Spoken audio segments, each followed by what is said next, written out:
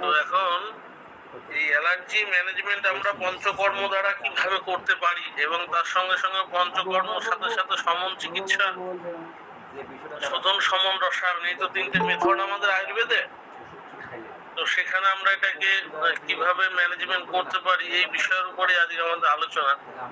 তাহলে আমরা একটুখানি দেখে নিই যে অ্যাকচুয়ালি মানে এই অ্যালার্জি সাধারণত যেগুলো আমাদের এখানে হয়, মূলত যে সমস্ত পেশেন্ট আমাদের কাছে আসে বেশিরভাগ, সেইগুলো মানে কি কি উপসর্গ নিয়ে আসে এবং ম্যাক্সিমাম কি থেকে তাদের অ্যালার্জিটা হয়, কেস স্টাডি যখন করি তখন এটা বুঝি আর কি। আমি আমার দিক থেকে আমি দেখেছি।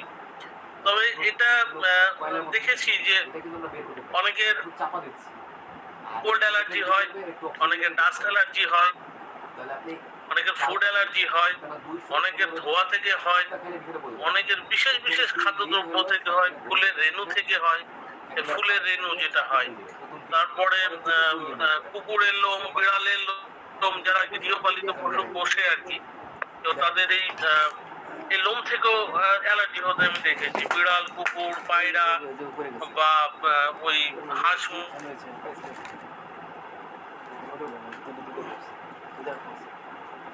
বা ছাগল ব্যাপারটা হয়। তো এখন তবে এইগুলো বাহ্যিক ব্যাপার ছাড়াও, মানে বাহ্যিক ব্যাপার ছাড়াও আর একটা খুব একটা বিশেষ ব্যাপার আছে, একটা সাইকোলজিক্যাল দিক আছে অ্যালার্জির ক্ষেত্রে। যেটা হচ্ছে কেউ যদি ভীষণ ভাবে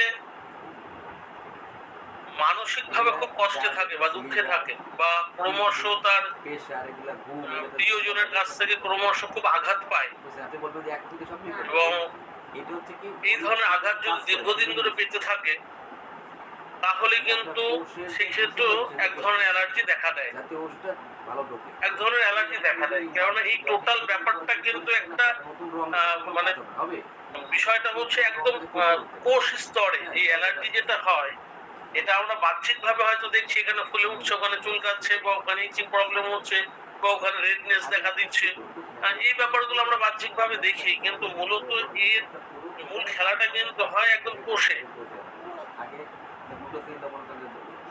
বুঝতে পেরেছেন তো? মানে আমি আমার দিক থেকে আমি দেখেছি, কেননা এই যে অ্যান্টিজেন যেটা তৈরি হয়, এই অ্যান্টিজেনটা কিন্তু তৈরি হয় মূলত দুই ভাবে। একটা হচ্ছে বাইরের কোনো কিছু সংস্পর্শে এসে, সেটা খাদ্যদ্রব্য হোক বা স্পর্শের মাধ্যম দিয়ে হোক, যে অ্যান্টিজেনটা তৈরি হয়। এইবার দেখা যায় এবং কিছুটা যে মানসিক কারণের জন্য যেটা বললাম সেটাও কিন্তু কিছুটা এরকম একটা হরমোনাল ইমব্যালেন্স তৈরি হয়, যার ফলে অ্যান্টিজেন বডিতে তৈরি হয়। এবং যাদের মানে অ্যান্টিবডি, যাদের ভীষণ উইক,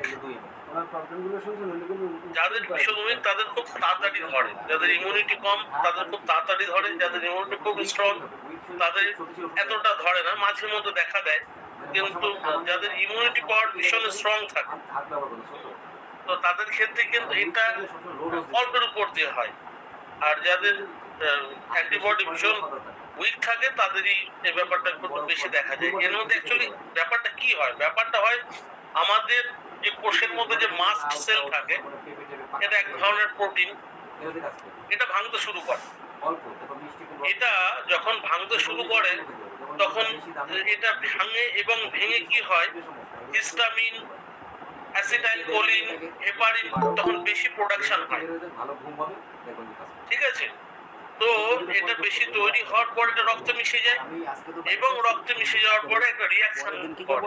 এই রিঅ্যাকশনটার নাম হচ্ছে অ্যালার্জি। আমরা বলি অ্যাকচুয়ালি এটা কোষ বিভাজনের একটা অসন্তুলিত অবস্থা বলতে পারি আমরা, মানে কোষ বিভাজনের একটা অসন্তুলিত অবস্থা, এটাকে আমরা নাম দিচ্ছি অ্যালার্জি।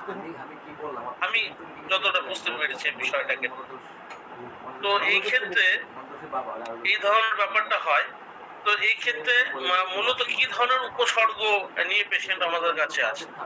মূলত সব থেকে বেশি যদি একটু ক্রনিক সমস্যা হয়, যদি একটু ক্রনিক হয়, তাহলে দেখা যাবে কোল্ড অ্যালার্জি, ডাস্ট অ্যালার্জি, এই সাইনোসাইটিস যাই বলি না কেন, সবই অ্যালার্জিরই অন্তর্গত একটা পার্ট। এই সাইনোসাইটিস বা আর আপনার রেনিটাইটিস, এটাও কিন্তু সব অ্যালার্জির পার্ট। তো এই ক্ষেত্রে মূলত দেখা যায় যে সব থেকে বেশি এটা হচ্ছে আমাদের যে ক্যাপুলারি আর্টারি থাকে সেটা অনেক বেশি দুর্বল হয়। পাশাপাশি দেখা যায় কিছু পেশেন্টের এরকম যে চোখগুলো খুব লাল হয়ে যায়, হ্যাঁ, চোখের নিচে ফোলে, এবং কারোর কারোর দেখবেন যে পুরো বডিতে একটা মানে শীতপিত্ত, মানে যেটাকে বলা হয় আর্টিকেরিয়া। তো এই আর্টিকেরিয়া সিমটম দেখা দেয়। আর্টিকেরিয়া সিমটম মূলত দেখা যাচ্ছে যে একটু রোদে বেরোলেই গা চিটপিট করে, একটু গুড়ি গুড়ি কিছু বেরোবে, বা একটু ইচিং, বা একটু কারোর ক্ষেত্রে ইচিং নাও হয়, একটু রেডনেস ব্যাপারটা পুরো বডিতে দেখা দেয়। কারোর কারোর তীব্র মাথা যন্ত্রণা থাকে। এইটা কিন্তু এই জায়গাটা এই যে কথাটা বললাম, তীব্র মাথা যন্ত্রণা থাকে, ম্যাক্সিমাম ক্ষেত্রে এই জায়গাটাতে ডায়াগনোসিসটা খুব ভুল হয়। কারণ অ্যালার্জির কারণে যাদের মাথা যন্ত্রণা হয় তাদের ডায়াগনোসিস হতে প্রচুর সময় লেগে যায়, কেউ ধরতেই পারে না যে মাথা যন্ত্রণাটা কোথা থেকে হচ্ছে, এত তীব্র যন্ত্রণা। ঠান্ডায় গেলেও যেমন যন্ত্রণা, রোদে বেরোলেও যন্ত্রণা, ঘুমিয়ে থাকলেও যন্ত্রণা, আবার জেগে থাকলেও যন্ত্রণা, সেই এবং যন্ত্রণাটা কন্টিনিউয়াসলি। এটা অনেকে চোখের ডাক্তার দেখায়, অনেকে নার্ভের ডাক্তার দেখায়, অনেকে ব্রেন সিটি স্ক্যান করায়, প্রচুর রকম টেস্ট চলে, কিন্তু তারপরেও কোনো কিছু ধরা পড়ে না। তো এটা আমি আপনাদেরকে মানে এটা আমি এরকম একটা ব্যতিক্রমী কেস পেয়েছিলাম, আমার মানে হিমশিম খেয়ে গেছিলাম এই কেসটা পেতে। আমার 1 বছর সময় লেগে গেছিল, তো লাস্টে ধরা পড়তে বুঝে উঠতে পারছে কেননা এটার সঙ্গে মিলেমিশে ছিল হাইপার অ্যাসিডিটি। তো যাদের হাইপার অ্যাসিডিটি থাকে তাদের সাধারণত একটু হেডেকের সমস্যা থাকে। তো যার জন্য আমি গুলিয়ে ফেলেছিলাম যে একদিকে এরকম এত বেশি তার অ্যালার্জি ছিল, লাস্টে যেহেতু টেস্ট করালাম তো ব্যাপারটা অ্যাসিডিটি ছিল খুব বেশি, এবং তার সঙ্গে আর্টিকেরিয়াও ছিল। সবকিছু ধরতে পারছিলাম কিন্তু মাথা যন্ত্রণাটা হেতু ধরতে পারছিলাম। কিন্তু পরে লাস্টে বোঝা গেল যে এটা এতটা বেশি তার অ্যালার্জির কারণে তার এই পরিমাণ মাথা যন্ত্রণা হয়। এবং পাশাপাশি কি হয়, এবং এদের দেখা যাচ্ছে যে কারো কারো কনস্টিপেশন হয়, কারো কারো নাক দিয়ে জল পড়ে, খুব ঘন ঘন হাঁচি আসে, কারো কারো গা হাত পা ফুলে যায়। যে কোনো জায়গায় গা হাত পা ফোলা মানে কিন্তু শুধু পা ফোলা ওরমটা নয়, শরীরের কোনো যে কোনো জায়গায় ফুলে যেতে পারে। তার সঙ্গে শ্বাসকষ্ট দেখা দেয়। তারপরে কারোর কারোর হার্টবিট প্রচন্ড ফাস্ট হয়ে যায়, মানে দেখা যাচ্ছে যে 160, 170, 180 পর্যন্ত হার্টবিট বেড়ে যায়, মানে এতটা স্পন্দন হয়। কারোর কারোর কিন্তু মানে মানে পুরো হার্ট চেপে আসে, এবং কারোর কারোর দেখা যাচ্ছে পালমোনারি অ্যাস্তমা দেখা দেয়। এই ব্যাপারগুলো খুব দেখা দেয়। তবে ফুসফুস অনেক বেশি ব্লক হয়ে যায়, এটা একটু ক্রনিক হয়ে গেলে পরে। তো এবং যখনই এই যে আপনার ব্যাপারটা হচ্ছে যে ক্যাপুলারি আর্টারি যখন উইক হয়ে যায় তখনই কিন্তু বিভিন্ন রকম ব্লকেজ দেখা দেয়, এবং এই কারণে এদের কিন্তু শ্বাসকষ্ট হয়। তার সঙ্গে সঙ্গে শ্বাসকষ্ট হওয়ার সাথে সাথে এই ক্ষেত্রে কিন্তু এটার সঙ্গে কিন্তু কার্ডিয়াক অ্যাস্থমার কিন্তু একটা যোগ আছে। এক যেমন ব্রঙ্কাইটিসের সঙ্গে ব্রঙ্কাইটিস যেমন খুব পুরনো হয়ে গেল, এই ব্যাপারটার সঙ্গে যেমন যোগ আছে, তেমন এটার সঙ্গেও কিন্তু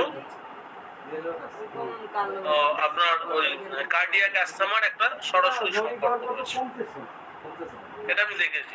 আচ্ছা, আপনাদের মধ্যে আপনাদের নিজেদের যদি কোনো অভিজ্ঞতা থেকে থাকে আমাকে একটুখানি শেয়ার করুন, আমি তো আমার অভিজ্ঞতাটুকু বললাম। আপনাদের মধ্যে কারোর যদি এই বিষয়ে কোনো অভিজ্ঞতা থেকে থাকে, বিশেষ করে উপসর্গ নিয়ে, তো সেটা নিয়ে একটু আলোচনা করলে ভালো হয়।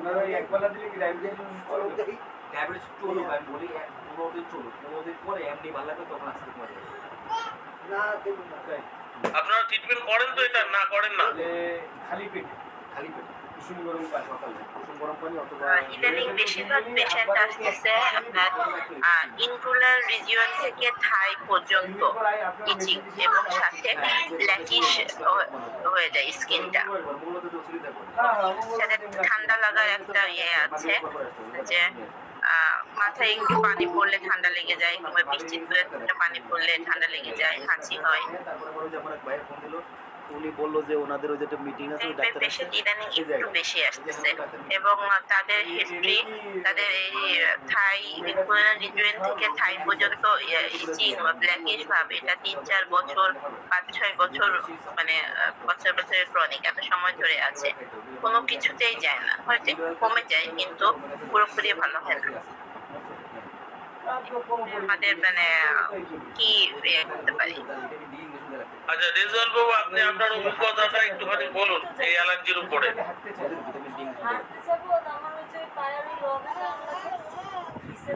ভিটামিন ডি ওষুধ দেওয়া লাগবে। হ্যালো রেজাল্ট স্যার, হ্যাঁ আপনি আপনার অভিজ্ঞতা কিছুটা বলুন। ওই দাদা আমি আসলে ওই যে এখনও একটু বাইরে আছি, আমি একটা পেশেন্টের বাসায় আছি, তো ওইখানে একটু কাজই করতেছি, আমি আসলে একটু মনোযোগ দিতে পারতেছি না, আমি একটু পরে কথা বলতেছি। আচ্ছা আচ্ছা, তাহলে কি সাজিদ বাবু বলে একজন আছেন, ওনার অভিজ্ঞতাটা একটু শুনি। ট্রেনিং চলতেছে।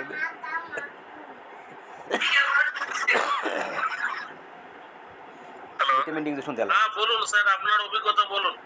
ওটা দিলে ওই এনার্জি লেভেলটা বাড়ে। তবে অ্যালার্জি আপনি সম্পর্কে রোজ যদি অভিজ্ঞতা থাকতেন। হসপিটালে ম্যাক্সিমাম ক্ষেত্রে দেখা যায় টিনি ইনফেকশনটা বেশি আসতেছে আমাদের এখানে। কি ইনফেকশন? টিনিয়া যেটা আর কি, টিনিয়া বা ফাঙ্গাল ইনফেকশন যেটা, সেইটা খুব বেশি।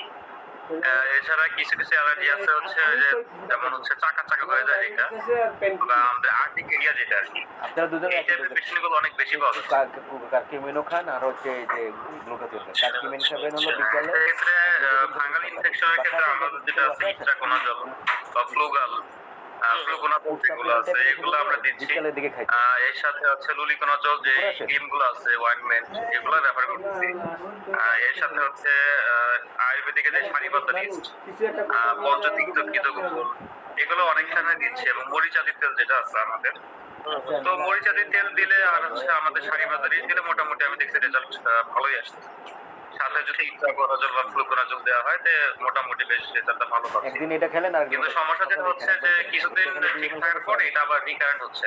ওই এক ড্রপারে 6 ml সেক্ষেত্রে আসলে খুব মাঝে মধ্যেই মানে প্রবলেম ফেস করতে হচ্ছে। মার্কেটে যে 3 দিন খাওয়ানোর পর বোঝা যাবে যে এই ক্ষেত্রে মানে আমি একটা রুমে দিলাম যে চর্ম রোগ 3 দিনের মধ্যে বলি ওটাকে, মানে বিষয়টা হচ্ছে অনেক বেশি হ্যাঁ পরিষ্কার পরিচ্ছন্নতাকে বজায় রাখাটা এই ধরনের রোগের ক্ষেত্রে খুব ইম্পর্টেন্ট। এর পার্সোনাল জিনিস নিজের ইউজ করা উচিত না। ইনস্ট্যান্ট কাস্টমার ভালো হবে না। এর গামছা, এর জামা বা যা কিছু সেটা যেন কেউ ব্যবহার না করে, তাহলে পরে এটা ভালো হয়। আর হচ্ছে মানে ওই আপনি যেটা ট্রেনিং ওই যে সারিবদ্ধ রিস্ক বা আচ্ছা আর এক দিনে ঠিক করবেন, নাস্তা পানি খাবো না, আমি আসলে খাই আসছি অনেক সময় ধরে একটু টানে, মানে ঠিক আছে, সেটা ভালো যাওয়ার থাকেন। পরেও যদি কিছুদিন কন্টিনিউ করে তাহলে ভালো হয়, তাহলে রিকারেন্ট হওয়ার চান্সটা কম থাকে।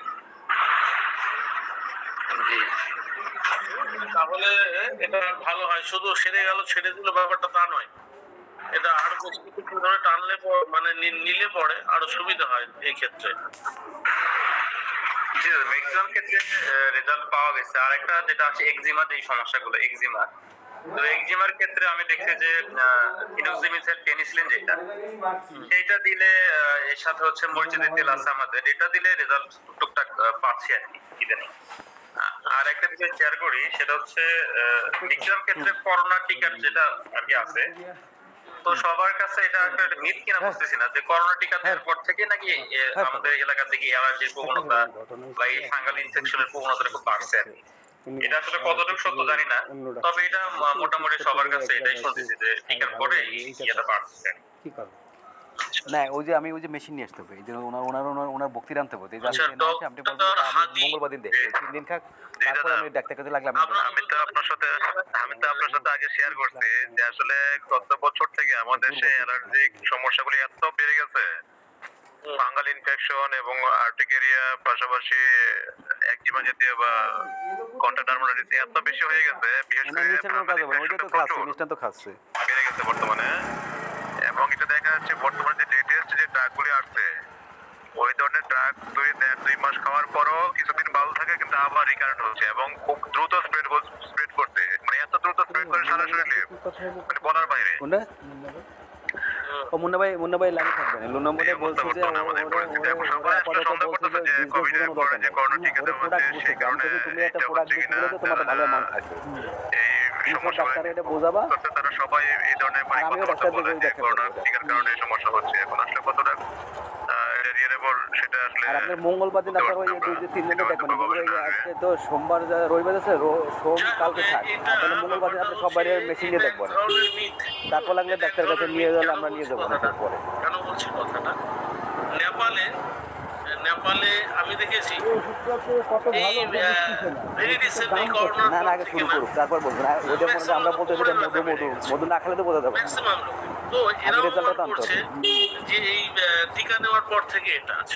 ইন্ডিয়াতে আমি কিন্তু স্ট্রোকের ইয়েটা বেড়ে গেছে, মানে স্ট্রোক হচ্ছে বেশি। একটু পরে বন্ধ করেন আমি যেটা বলতেছি কারণ কি এটা তো যখন হবে আপনি বললাম না এটা তো একটা কাজ করবে তখন অন্য ওষুধের কম লাগবে করোনা টিকার পর কারণ থেকে লাইপোসোমাল পলিসি তো এটা তো মনে করেন কোষের অ্যাকশনটা বাড়াই দেয় তো হাঁটু আপনার ব্যথা অন্য বেড়ে গেছে। ওষুধও কম লাগবে তখন ডোজ কম লাগবে নিজেরা ভাবছে যে এটা নেওয়ার পরে কিন্তু তো আগে যে থেকে দেশে হঠাৎ করে যেটা বন্ধ করে দিলে তাহলে আপনি ব্যালেন্স করতে পারবেন ধর বাইরে গেলে তো কারণ বিপদ হয়ে দেখুন, যাবে। এটা কিন্তু এশিয়া মহাদেশ, মানে আমি ইউরোপ কান্ট্রিতে আছি, আপনি এশিয়া কান্ট্রিতে আছেন, তা নয় যে এতটা চেঞ্জ হবে।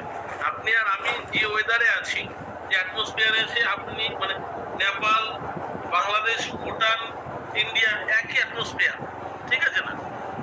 এবার এতটা ডিফারেন্স হবে না যে বিষয়টা এরকম ঘটবে। তো সেই জন্য এই ব্যাপারগুলো কিন্তু একটা মিথ। তা না হলে সব জায়গায় একই রকম হবে, তা না হলে এইরকম স্কিন প্রবলেম ইন্ডিয়াতে হবে বেশি, সেম নেপালেও হবে, ভুটানও হবে, তা নয়।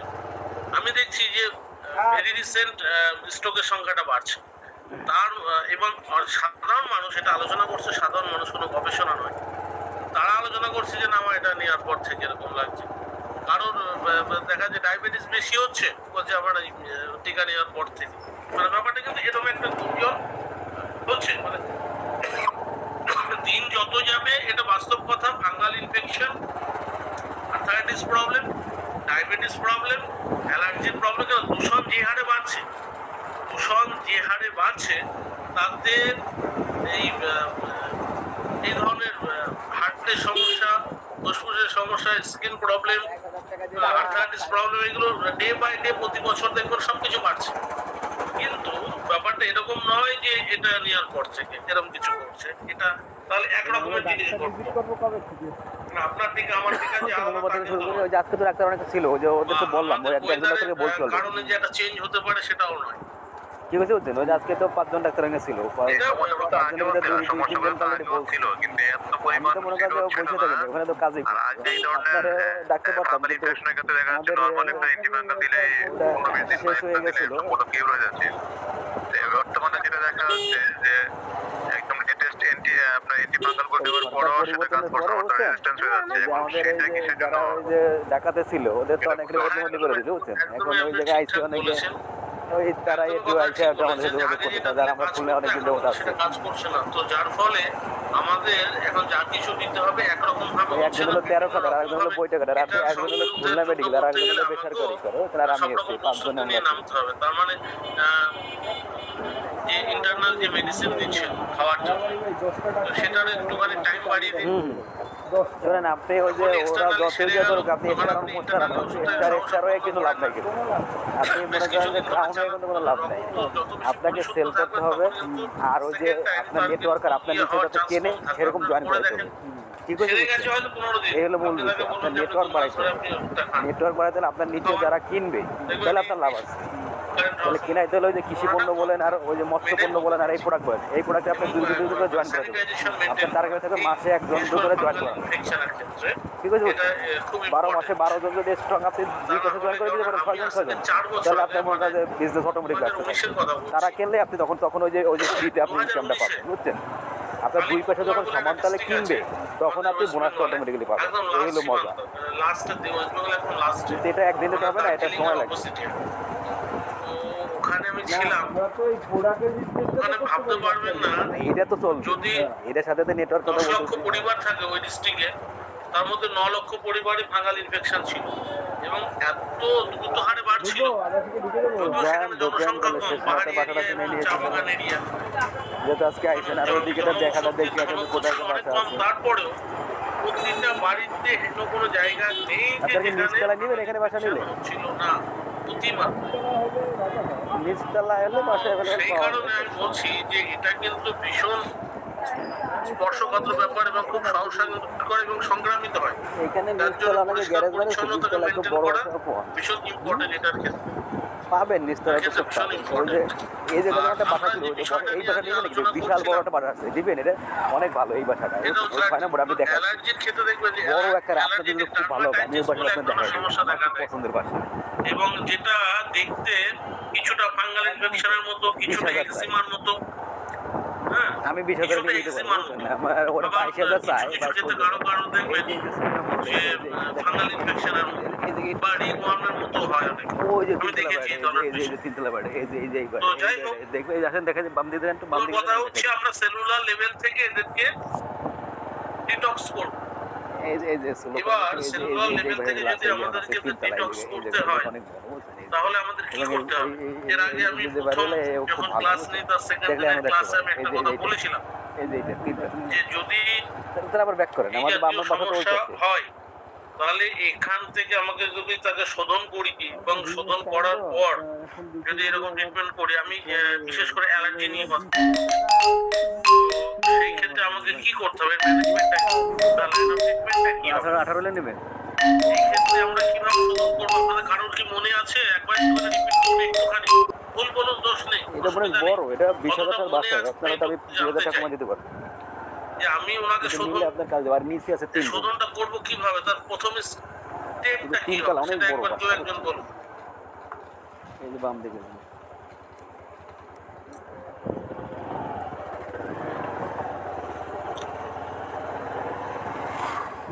এখানে প্রথম দিকের ক্লাস আমরা অনেকেই হয়তো বা পাই না, সেই জন্য আমরা না ওই ক্লাসে আপনারা ছিলেন, ওই ক্লাসে আপনারা সবাই ছিলেন। আমি সেকেন্ড দিনের কথা বলছি, একজন মানুষকে আমি শোধন করব, তো সেটা তার প্রসিডিওরটা কি, এবং সেটা হবে একদম সেলুলার লেভেল থেকে। সেটার প্রসিডিওরটা আমি বলেছিলাম এইভাবে করতে হবে। এই যে ডান বাম আপনাদের দিকে, জানা ডান আছে, দিকে। একটু মনে করার চেষ্টা করুন। ভুল হোক তাতে কোনো ব্যাপার নয়। আর এটা বোধ হয় স্নেহন সেদনের পর বিরেচন দিতে হবে। না, এই ক্ষেত্রে এরকম ব্যাপারটা নয়। ঠিক আছে, কোনো ব্যাপার নয়, ভুল হলেও কোনো ব্যাপার নয়। আপনি বলেছেন, এটা আমার ভালো লেগেছে, আপনি জায়গাটা কিছু করলেন অন্তত। এরকম আমি জানতে চাইছি, কেউ কিছু হ্যাঁ, বলুন, ওই তো 13 পরে 15। তাহলে ভালো হবে। প্রথমে কি দ্বিপদ পত্র করে নিতে হবে? 15। কনফিডেন্স নিয়ে বলুন, সংশয় নিয়ে নয়। আমাকে প্রশ্নবোধক চিহ্ন দিয়েন না। সেটাই বলছিলাম, সম্ভবত দীপন পাত্র করতে হবে, তারপরে স্নেহন সেদন বিরেচন সেভাবে করতে হবে। না, ঠিকই আছে, আপনার বক্তব্য ঠিক আছে, এখানে ভুল কিছু নেই। তাহলে রক্তমক্ষণের কথা, একটু কম আছে, হ্যাঁ? আমরা 13,000 টাকা 13 দেবো। রক্তমক্ষণ করা যেতে পারে। হুম। রক্তমোক্ষণ